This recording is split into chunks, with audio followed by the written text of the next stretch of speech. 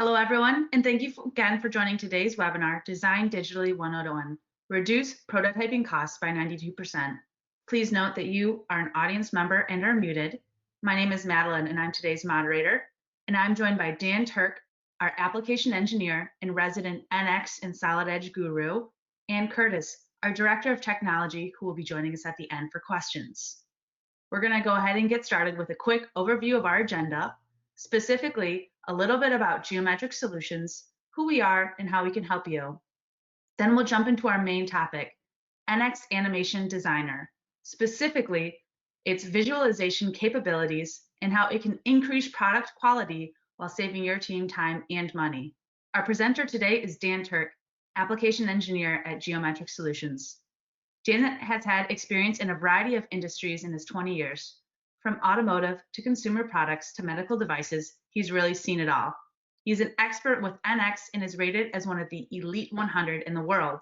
He has taught NX at both small and Fortune 500 companies throughout the United States, Europe, and the Far East. As for a quick intro into who we are at Geometric Solutions, we're part of the Wallatonen family made up of 3 companies located throughout the Midwest: Wallatonen Engineering, Independence Tooling, and of course, Geometric Solutions. Our story is pretty simple. Wallatonen develops innovative engineering solutions using Siemens software, and we got so good at it, Geometric Solutions started selling the same potential for success in the form of Siemens software.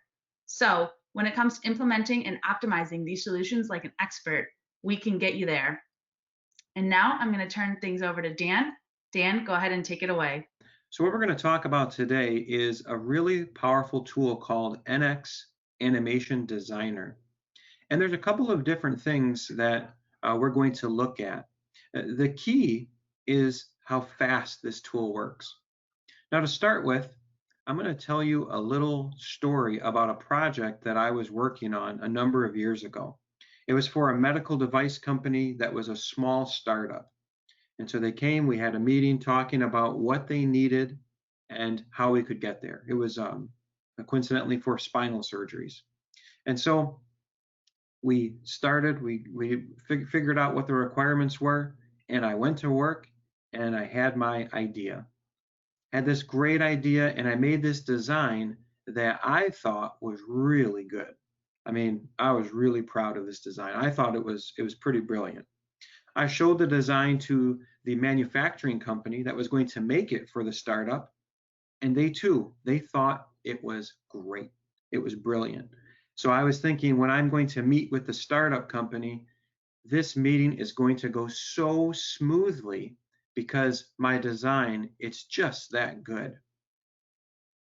Well, when I got there and had that meeting, the design did not go, or the meeting did not go as well as I would have hoped it would have. And the reason is they couldn't see what I could see.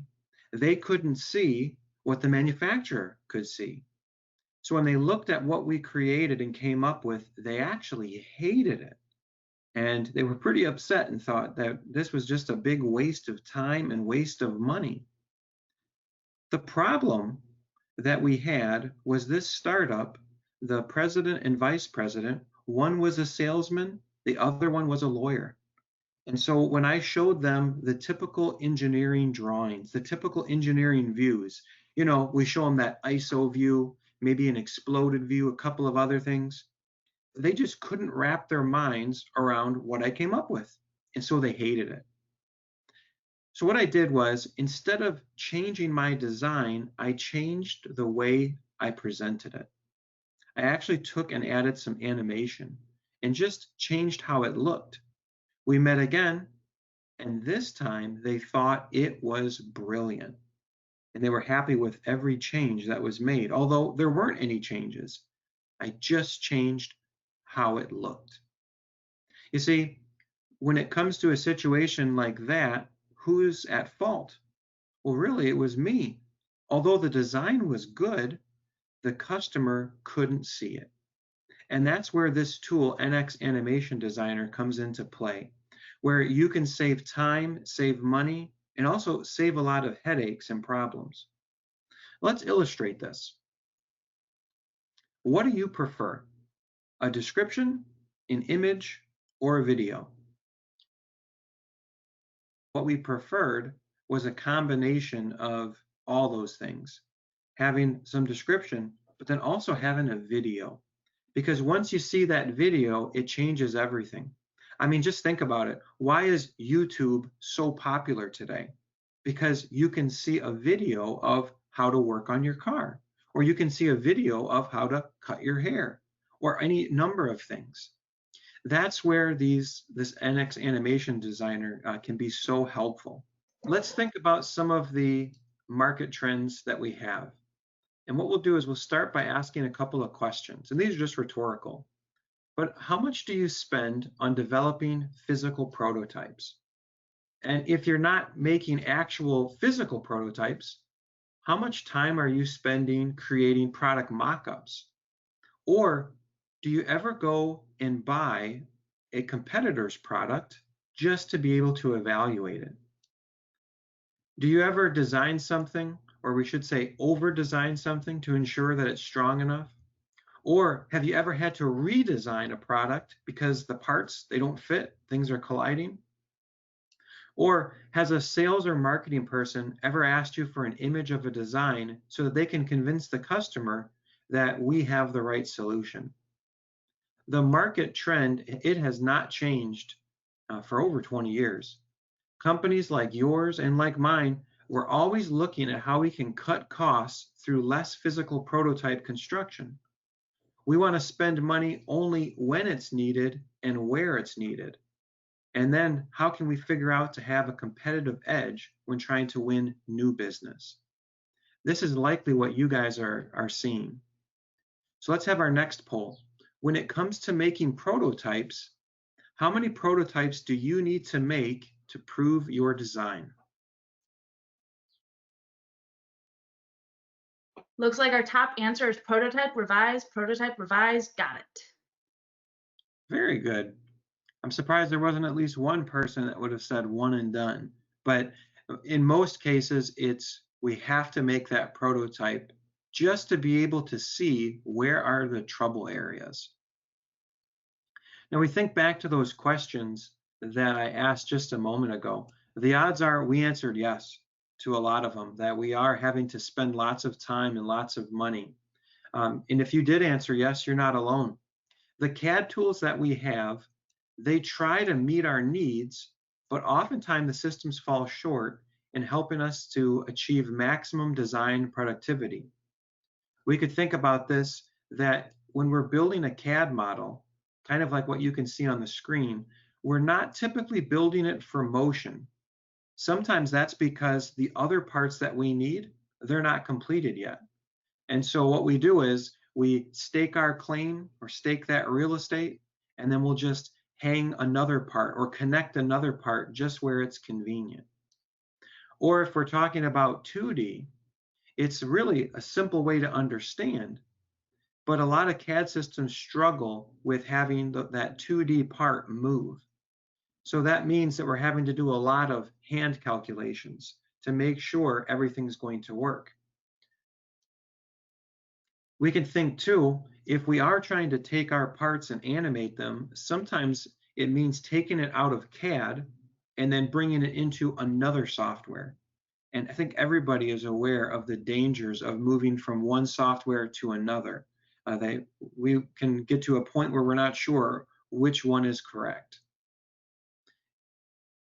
The key benefits then of NX Animation Designer, it really was designed so that you can design faster. We can take and digitally validate our products under normal operation. So you can optimize the articulation, you can check for interferences, you can do all the things that you would do with a physical prototype, but it's done on your computer. In a real simple example then, it could save up to 92% of prototype costs. Now it's true, not all the designs that we're going to make are going to require this level of prototyping or this level of detail. But you start to get the idea. If you can take one of those prototypes out of the equation, that's going to save quite a bit of money. Your design, once it's used with this software, it can then be used to create business winning proposals, which we'll look at in just a moment. So imagine, if you will, being able to see your products in action in just a matter of minutes. And we're going to see that in a few minutes. You can apply motion to sketches, such as what we're seeing here. It's just a free body diagram, and we're able to take that and see how it's working.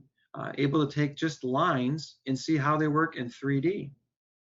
We can create linear, rotational motors.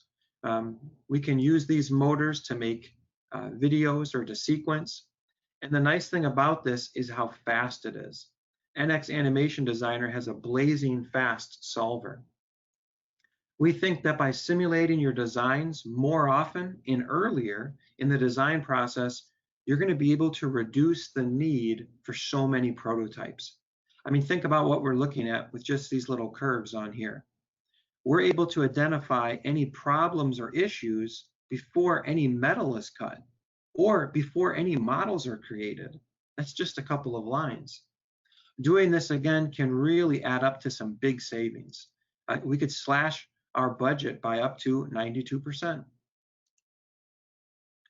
And then when it comes to NX, it's scalable. So it could be that we are starting with NX Animation Designer. And this tool is allowing us to see a sequence of operations, use those free body diagrams, build our assemblies, validate the articulation, and so on. It could be, though, we need to take it to another level. Maybe we want to perform kinematic studies where we can see forces and frictions. Well, we could take what we've created in Animation Designer and then bump up to NX Motion Designer. But the work, most of it's been done. Or if you're in the machinery business, you can take what you've done with Animation Designer and bring that into Mechatronics Concept Designer. So you can start creating the paths of your machines and then test and validate your PLC code with NX Mechatronics Concept Designer. Because it's done with NX, really it's the top of the line program, isn't it? And what's so nice is you can start small and then work your way up from there. Let's take a look at these true to life animations. And when we look at this, the one thing that comes across my mind is that it's just really cool. If you could show your customer a video like this, it's really going to separate you from just showing them a couple of still images. So you can take this engine, we can explode it, we can have pieces appear, disappear, so to speak. You can walk around it. You can make a powerful animation. That's a great sales tool. But then we can even take this animation that we've created and we can take it a step further with a little bit of post editing. So we can use a tool like, in this case, Adobe Premiere Elements, and then we can add some music, we can add narration, text, and so on. It's just taking the product that we're designing and it's just taking it up a couple of levels.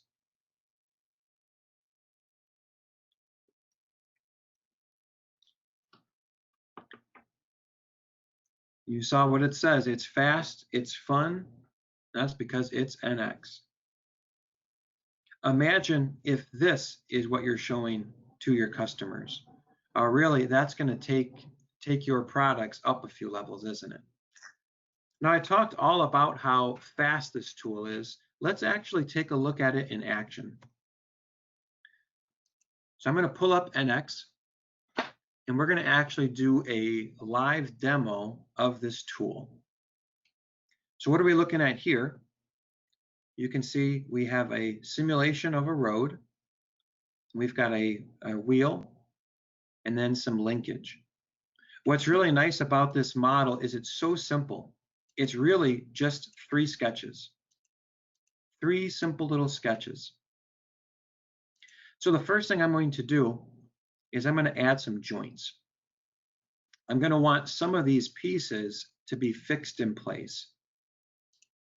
So I'll just select these little lines that I want to be fixed. and we'll just fix them in their location. Then I'm going to want this linkage, I'm going to want it to revolve. So I'm going to add a revolute joint. And I'll just select the linkage, select those fixed pieces, and then choose where's the axes that I want it to revolve around. And I'll turn off the limits. And then we'll hit OK. What's really nice about this tool is at any time I can hit play, and then I can start to interact with my parts to make sure it's giving me what I want. So I'll stop that and add another joint. And this time I'm going to add a spherical joint, and it's going to be for the wheel. We're going to have that go to these arms at that center point.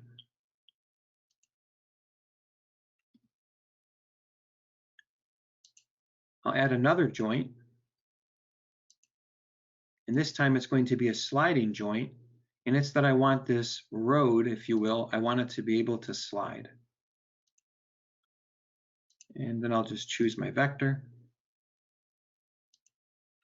and we'll say OK. And we'll just hit play again, just so we can kind of see how that works. Okay, so my wheel's moving around. I can make the ground move, but I'm missing one piece. Let me go back into that joint, and I'm going to use a curve-on-curve joint. So I'm going to choose the wheel, and what do I want to interact? Well, that curve, and then the road. And we'll say OK. Let me hit play again. And there we can see it's moving just like we would expect it to. So I'll just stop it there. Next, I'm going to add a position motor. What these motors do is it just takes any one of these joints and it adds movement. So if I'm using a sliding joint, then it's going to add movement along that vector. If it was a rotational one, then it would add movement around the axes of rotation. Just choose that little motor there. And what I want is to have it go 500 millimeters in one direction, and then negative 500 in the next direction. So just hit OK and play. Whoops. Let me stop that and just had these guys reversed. So negative 500 to start and 500. Then we'll hit play. There we go. I'm going to also turn on the repeat option. And we can see really easily in just a matter of a couple of minutes, look what we're able to simulate. We can take this a step further though. I'm going to stop my simulation and I'm going to use this monitor tool. So what's important is the distance from the center of the wheel to that top control. And then I'll turn on play again, and there I can see that dimension. Kind of moves a little fast. So let me stop this, and this time I'm going to turn on a graph, and we'll hit play again. So there in this graph, it's giving me the actual dimensions. It's showing me exactly, what that movement looks like. I can also turn on a min and max marker, so I can see what is the exact minimum dimension, what is the exact maximum dimension. And what's really nice about this is we were able to do this so quickly, and all we're using is just a bunch of sketches. If we were to take this a step further and do it with a 3D model, which we could, well, it could be that what we're coming up with, the errors that we might find, we could have found them at this earlier stage. You can kind of start to see how you can save money exponentially with this tool. And again, this was only in just a matter of a couple of minutes that we were able to make this. Pretty cool. Okay, let's take this to another level. Here we've got a part of an engine. And what I want to do is I want to add the animation, not just so I can see how it works or see that it works, but also I can check for collisions or interferences. So to start with, I'm going to just make a couple of groups. So I'm going to have one group, which is the cylinder. Then we'll have this one as the cam.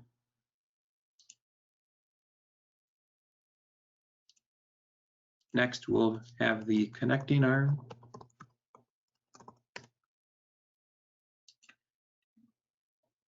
And then I'll go in here and select this piston.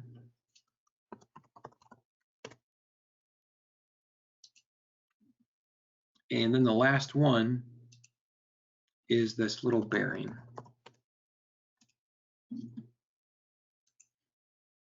Now I did put names for each one of these rigid bodies or these rigid groups. But there is a tool or an option within this tool where I could say, change the color of these and then show me them on the left. So the bearing is yellow and the cam is maybe pink or salmon colored. You kind of get the idea that you could take the time to name them, but you don't have to really overly concern yourself with that because you can use the color as an identifier. Let me go ahead and turn that off. And I'm just going to add some joints. So the first thing I always like to do is choose which joints are going to stay in place. Those would be my fixed joints. So I want the cylinder and this bearing. I'm not going to want them to move. But then we might think, well, what comes next? Well, I'll put a sliding joint for that piston and the cylinder, and then just choose a vector, and we'll say OK. Again, the cool thing about this is at any point I can hit play and then start to interact to make sure that this is doing what I want it to do. Let's add a couple of additional joints. We're going to add a revolute joint because we want this guy to revolve. So we'll choose the cam, then the bearing, choose a vector,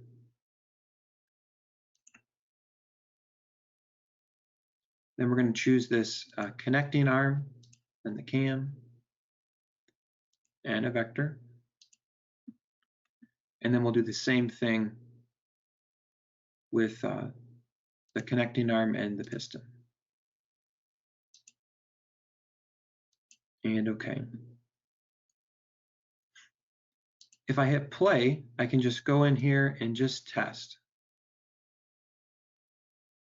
By just moving that mouse around, I can see. Okay.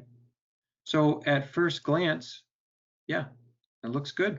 That's doing exactly what I wanted it to. Let me just go ahead and stop that. And I'm going to add a speed motor. Choose that cam, and we'll have this guy move 180 degrees per second. Hit OK, and then play.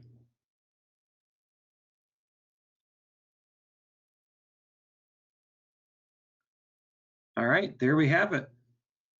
That quickly, we're able to add the animation right to our design.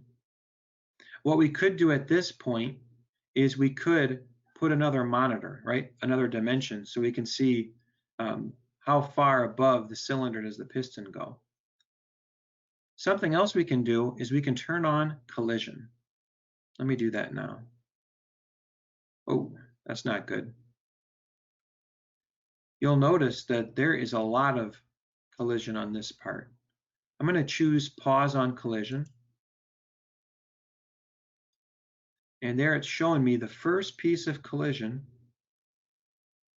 was with the connecting rod and that cylinder. So obviously that is not ideal. We don't want to have a blown engine before we even create it. But if that's the only problem, well, that's something that we could fix. I'm going to step through a couple of more sequences. Oh, okay, so there's also an interference with the cam. You can kind of see that right there. So now I know what I'm going to need to do to fix this part.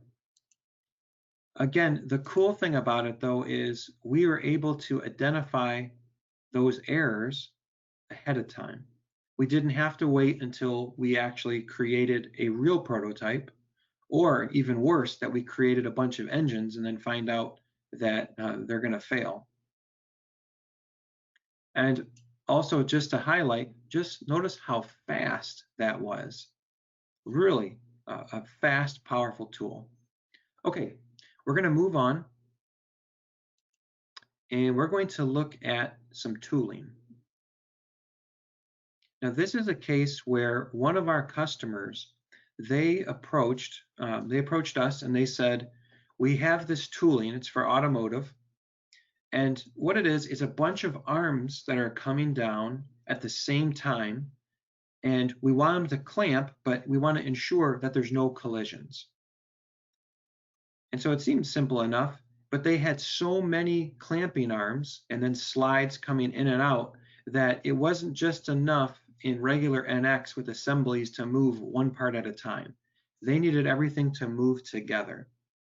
And so we put together this little mock-up to show them the power of NX Animation Designer. And so with this example that I have here, I've got part of it done. So I'm going to hit play just to show. So ahead of time, I just did these side ones because there's no interference that we have to worry about there. But what we want to do is we want to animate these control arms. To start with, we're just going to make those rigid groups. So we'll call this base 1 and base 2. Then we're going to take the actual arms. And what's nice about this is I'm able to take multiple components and put them together. So this one will be arm 1.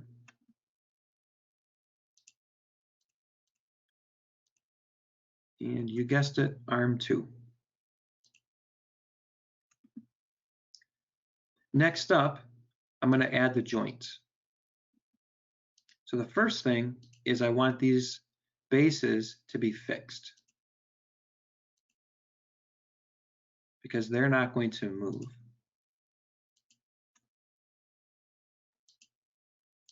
Then we're going to want these arms to be able to revolve. So I'll pick one item in the next. Then we'll just choose our vector. And what's nice here is I can add an upper and lower limit as well. So this one was A1.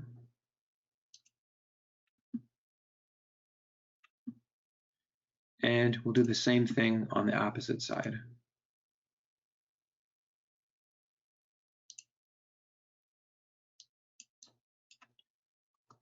And A2.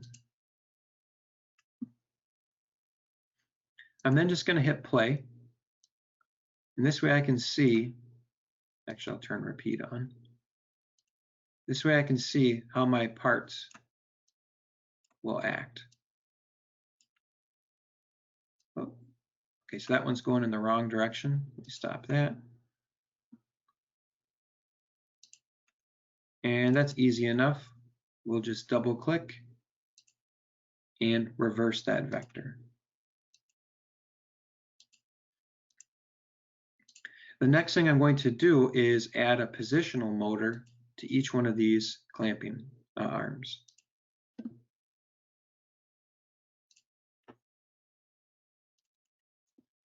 So we'll just have it move at 1.5 seconds.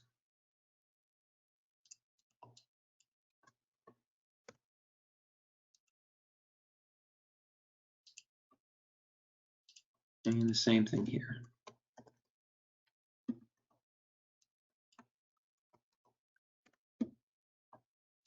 We'll hit OK, and let's see what we get. All right. So we can see that there is some issue that's happening right here. If I turn on collision and then pause, it's pretty obvious that we do have some parts that are colliding. Now let's go ahead and stop this. There's a couple other cool things that we can do with our parts. We could say that we want to see an envelope, or we want to see everywhere that this part goes, we want to be able to see what that looks like. And you can see the computer's thinking about it right now. It's creating that envelope. And so then visually, I can see that this is the sweep of that part. This is really nice to be able to make sure we're not going to have collisions, or if you're designing something else around this, that you can avoid it. And I'll just undo that. The next thing I'm going to do is turn on what's called a timeline. And what this does is it's kind of like a video editor that I can just see what my parts look like at any given time. So I'll turn off that collision. And then we can see what this looks like. So it could be that in this case, the real problem is that we just have these pieces moving at the exact same time. What if I were to take A2 and just move it a half a second? So it just starts a little bit afterwards. We can see that looks good. And if I wanted to, I could see what it looks like in time. Make sure that there's no interferences in there. We could then take each one of these position motors and then mirror them. That way we can see what it looks like as it goes down and as it goes up. Let me stop that. And to make this more realistic, I'd likely want to have a little bit of space in there. And then play.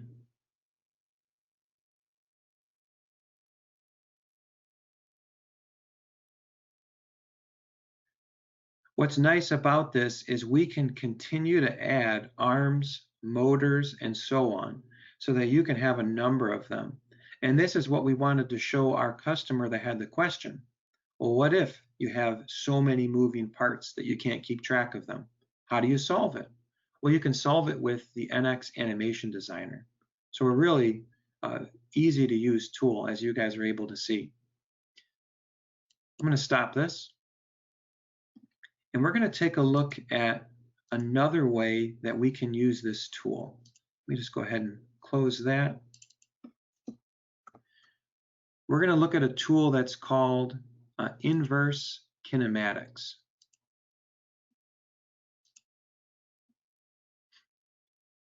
So what we see here is we've got our robot, and what we want is we want the end of this robot to line up with each one of these pads. And this could be a somewhat difficult thing to do, but with NX Animation Designer, it's really easy. Before I show the inverse kinematics, I also want to show you this tool we have called Joint Jogger. So I've got these joints that are built in, and what's nice is I can take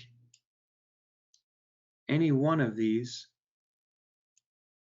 and just move it around.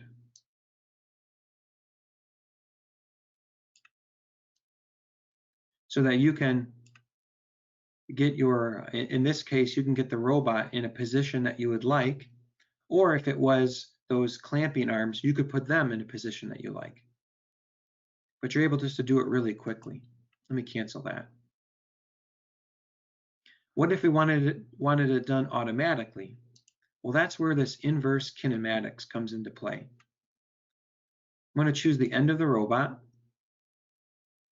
and then I just specify an end point. Here we go. What's important to notice is where the Z direction is. So we'll give it an easy one first. So I'll specify a point. And we're choosing this first little pad. And I know it's 45 degrees. And we'll call this one R1. Say OK. And let's hit play.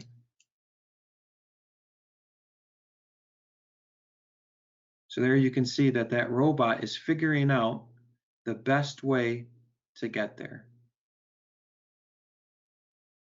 Kind of makes you a little dizzy, doesn't it? Let me stop that. Let's do that again.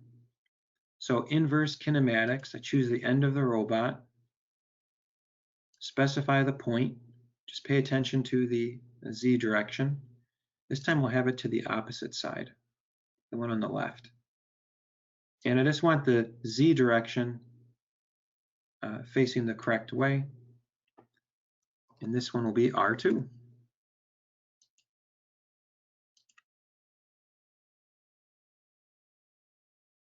And we'll hit play.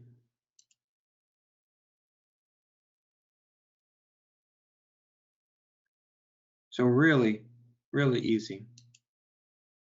And then the last one, specify that point.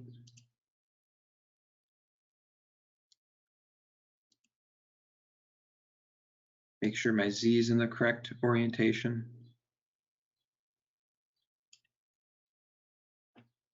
And R3.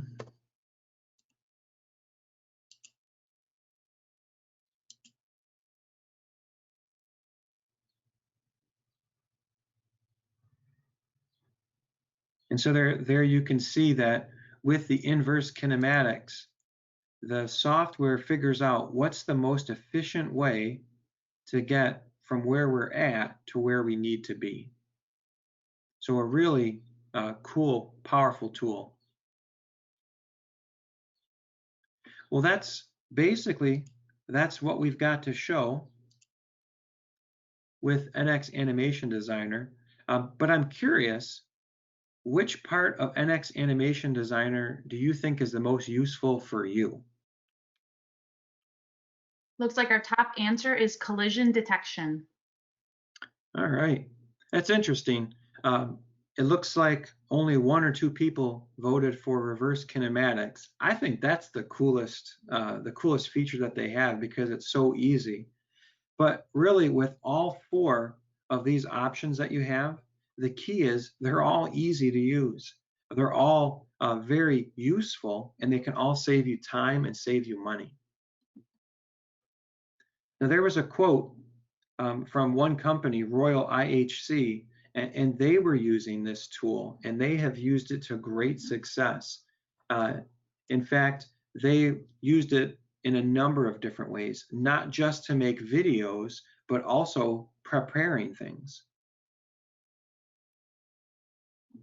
So why the need for motion simulation? Well, on the left, you can see our rock climber.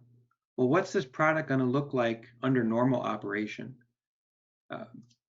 Is there going to be enough clearance between the moving parts? Or if you want to get your customer to buy your product or to buy off on your machine, can you show them a really cool animation, something that's going to separate you from everybody else? That's where this tool comes into play. So if we recap what we've discussed, companies that are moving away from physical prototypes and using more virtual prototypes, they're able to save up to 92%. They're also able to achieve the pinnacle of quality, and they're able to get their designs done that much quicker. And lastly, they're able to make realistic animations that separate their presentations from everyone else's. So all these benefits can be yours with NX Animation Designer. And if you have any questions or you'd like to see this more in depth, then please just let us know. We can even take a look at your parts, your products, and put a little animation on them. Well, that's all for the presentation. We can open it up if we have any questions, Curtis.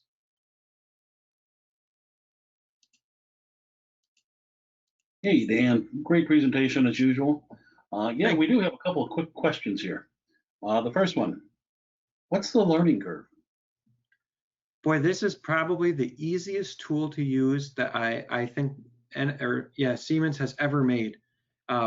You noticed how quickly I was putting everything on, and actually I took the long way.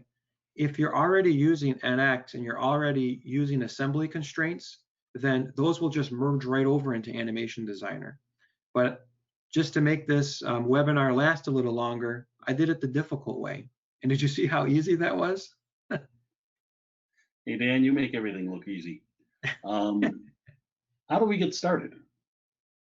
Well, as I mentioned, give us a call. We can take a look at your product, how to help. And this tool is so easy to use that if you would just get a trial version or a trial license of it, I really think in just a matter of a couple hours, you're up and running.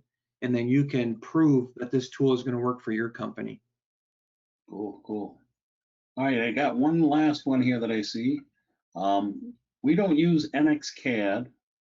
Will that be a problem? No, that won't be a problem at all. You can take any step files, bring them on in, and then apply the same constraints, the same rigid bodies and joints, just like I did. I guess you would say that the way I created my parts was kind of like if they weren't created in NX, because I did it the long way. And you saw how short that was.